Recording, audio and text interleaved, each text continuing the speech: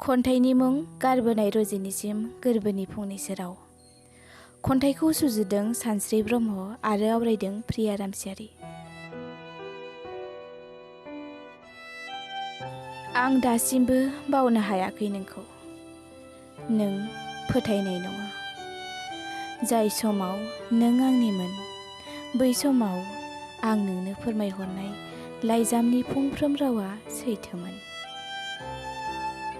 नंखाय नङामोन आंनि नोंखौ मोजां मोननाया, नंखाय नङामोन आंनि नोंखौ गावनि खालामनो साननाया। नाथाय मा खालामनो, बे मोजां मोननायाना गासिनाबो जाफुंजोबा। जानांगौ आंहा खाफालावनो गैया नोंखौ मोननायनि। बेखायनोथ' मोनसे समाव आं नोंनि अननायखौ नेवसिदोंमोन। बुजिरोङै आंनि गोसोआ बाराव बिरबायनाय थुलाफोर बादि नोंनिफ्राय गोजान जालांदोंमोन। बुजिनो नाजायाखिसै बे आंनि गोसोआ नोंनि अननायखौ। दायोथ' नों आंखौ गोसोआवनो गैला जानांगौ। आरो मानोथो गोसोखांबावनो, गारनानै थांबाय जेब्ला बेखौ गोसोखांनानै दुखु खालामनो मा दं।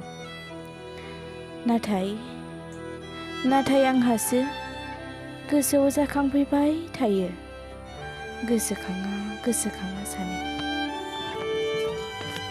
नाथाय गोसोआवनो फैखायोब्ला आं मा खालामनो। दिनैसिम बोसोर जालांबाय, नुवाखै आं नोंनि महर।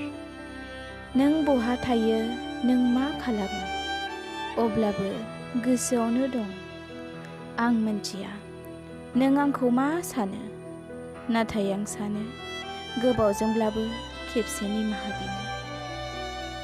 आंखौ मिथिगौ गोसोआवदि बेसेबां दुखु दं नोंनिफ्राय गोजान जानानै। गोसोखांमालाय सिरियै सहायनायनि अनगा माथो राहा दं जाबावो, जेराव आंनिनो गोरोन्थि। आंलाय नोंखौ हास्थायमालाय बहाथो मोनबावनो। नों जेरावखि थाया, जाय जेखि मावा, गोजोनै था। आं नोंखौ गावनि खालामना लानो हायाखिसैबालाय माथो जानो। अराय जिउ नों आंनि बिखायाव थाबाय थागोन। गोजोन्थों।